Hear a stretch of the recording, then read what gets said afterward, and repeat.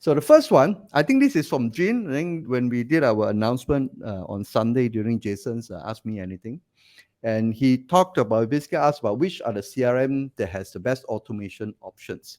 Now the thing is, there are generally three layers or three levels of CRM. The true definition of CRM is customer relationship management, which means it is a tool which allows you to capture a database of your customers, which is not just email, but you may have your address, you may have their phone number, destination, and all those things.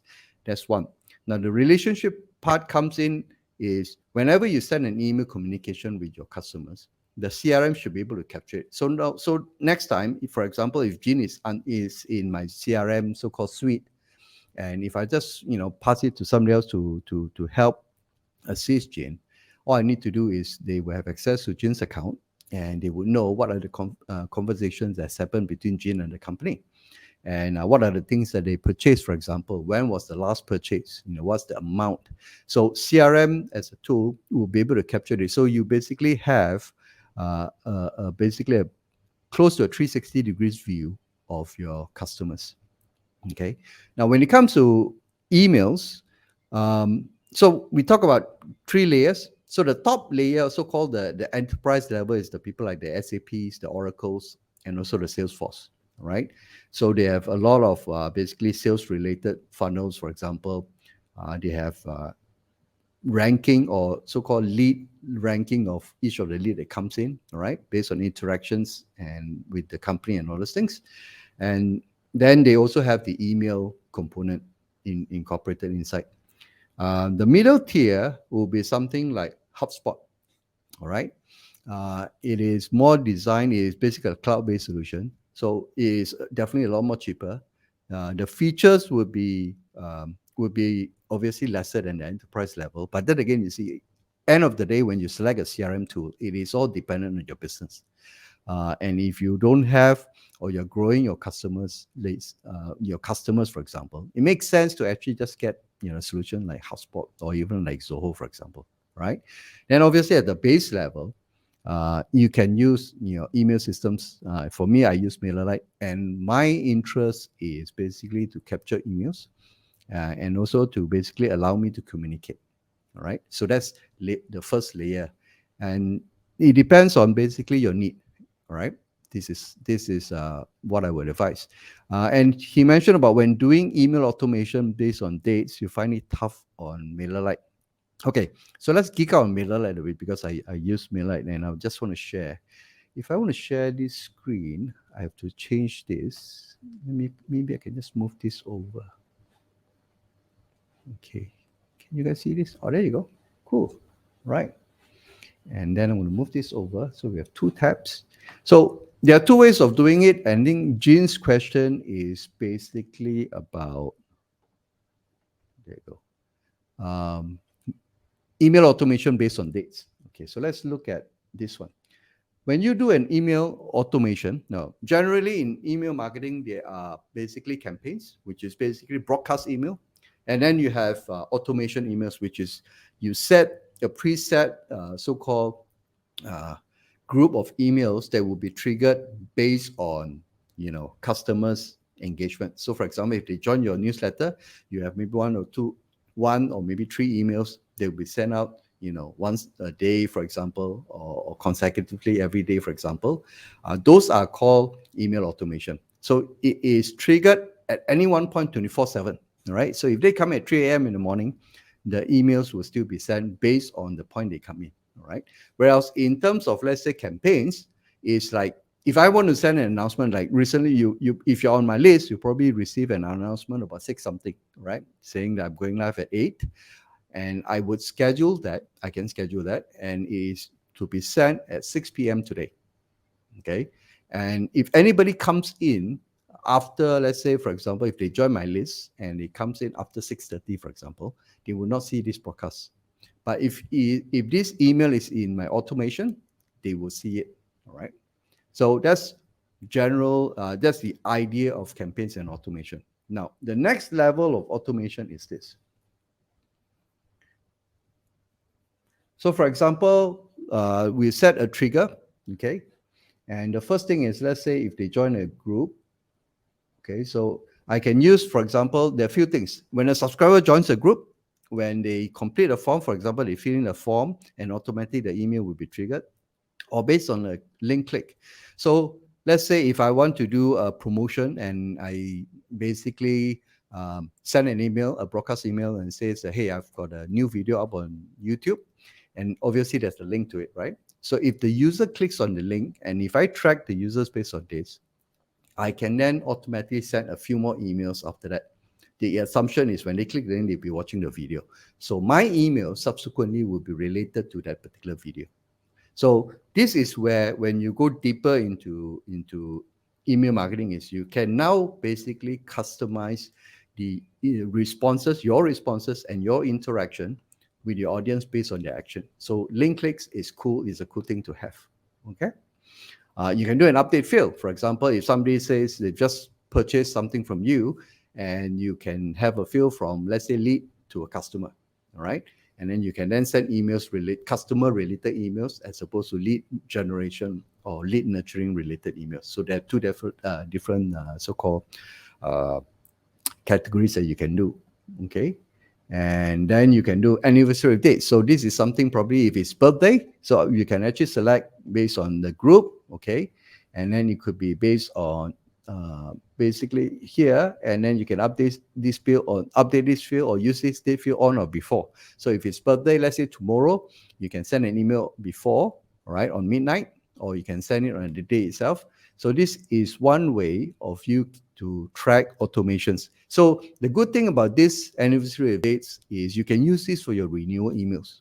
All right. For example, let's say if you have a subscriber membership, or if you're in B2B, for example, they renew your contracts, and you can actually set from the date of renewal, you know that you can set, then decide and whether basically how many days or on the day itself to actually send emails out, so that automatically this information could be sent out without you having to remember how to remind them. Okay, so that is one way of doing it. So when you set, let's say here, okay, so this is, you can set the delays. We'll look into this first.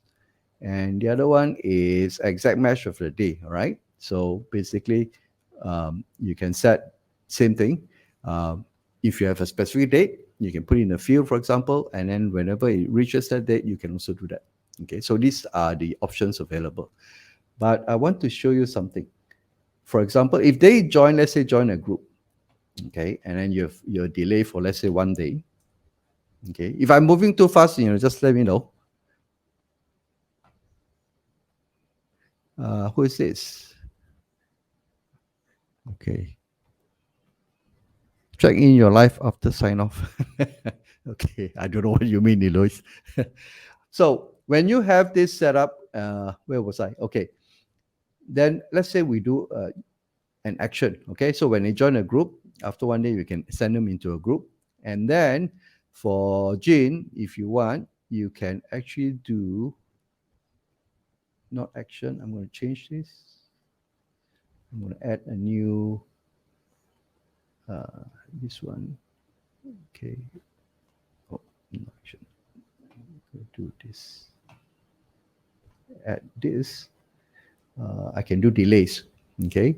So I can delay based on 1 minute, hour, for example, a day for the next action to happen. All right. So in Jane's case, for example, I'm having, let's say, a webinar tomorrow, and I want to basically set the automation to run today to remind them that it's a webinar tomorrow, for example. I can select a specific time of day, all right? Or I can select a specific time of the day, or I can select a specific time of the week. So if you do, let's say one of my clients does webinar every Sunday, so I can actually set it on, let's say, Saturday for the reminder. Okay. Or maybe one on Thursday, for example. Okay. So this is basically time of the week, specific day of the month. So if today is the 6th, so if I have a webinar on the 7th, I will send, okay, let's say I have a webinar on the end of the month. So I may just send on the 28th. Okay. And then I can set a time. So when it comes to the 28th day of the month, that email will be sent out at the specific time. That email will be sent out. Now, the downside with using this is unless you do this repeatedly. For example, if I do this every Wednesday, I can technically set an automation to send an email on Tuesday to remind the audience. I can also set, for example, half an hour before, which is basically here. I can set a time because I know I'm coming on 8, right? So I can set it at 6. I can set it at 7:30, for example. And this is based on when you sign up for your account. You'll basically be able to set based on your local time zone. Okay, because you're going live on the local time zone anyways.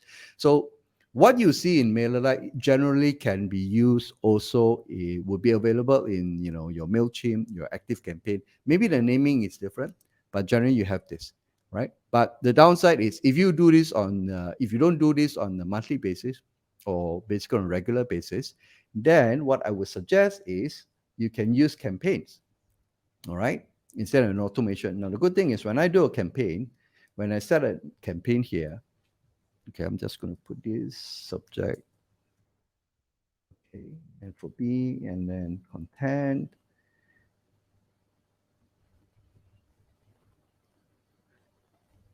Let it run.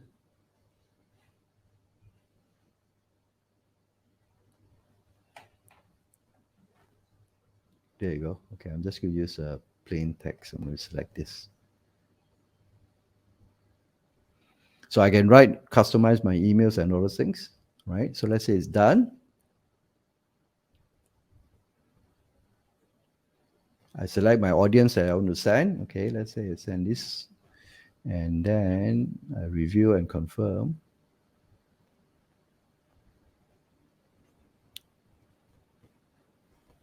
All right, and then now next thing is, this is where the fun part comes in, the schedule part. All right, so when you send, you can send now, which is the moment I send, it goes out immediately, or 5-10 minutes delay, or I can actually set the schedule when the email will come up. So if I have a webinar at end of this month, I will basically schedule a couple of emails, right? One on the 28th, and then one on 27, for example, or one on 26, for example. So this one, you can actually set it to run, especially if you have a one-time event, right? So you use campaign. It's a lot more simpler.